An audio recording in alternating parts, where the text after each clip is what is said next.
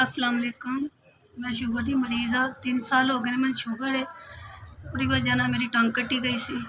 2 साल हो गए ने मेरा जख्म जिहड़ा ना बनया सी उसदी वजह भी लत्त नूं जख्म बन गया होगी।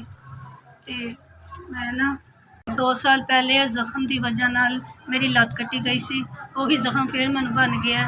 तो मैं गरीब लोग हाँ, सारे को नहीं होंदा। मेरे मियाँ कितने मरीज़ ने मजदूर ने उन्होंने को नहीं होंदा।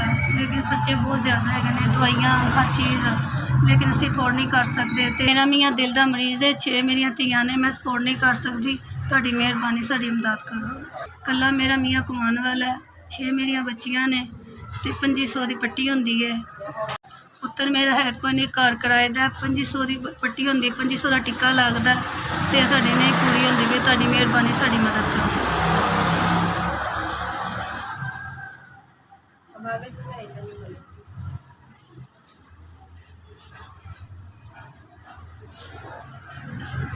दो, तीन, चार, 5, 6, 7, 8, 9, 10। अस्सलाम वालेकुम। SVS तुसीं साडी 10,000 की मदद की। तुहाडा बहुत बहुत शुक्रिया। तुहानूं अल्लाह जिंदगी देवे, तंदुरुस्त दे, तुहानूं आबाद रखे, तुहानूं हर खुशी देवे। अल्लाह मैं तुहाडे बच्चे सलामत ने। अल्लाह ताला तुहानूं बहुत खुशियां देवे। तुसीं साडी मदद की। SVS अल्लाह मैं तुहाडा वसीला कायम रखे। अल्लाह मियाँ तुसीं सब नूं देंदे रवे ते अल्लाह मियाँ तुहानूं सेहत तंदुरुस्ती आबाद रहो तुसीं हमेशा साडे वास्ते। SVS तुसीं 10,000 की मेरी मदद की। तुहाडा बहुत बहुत शुक्रिया।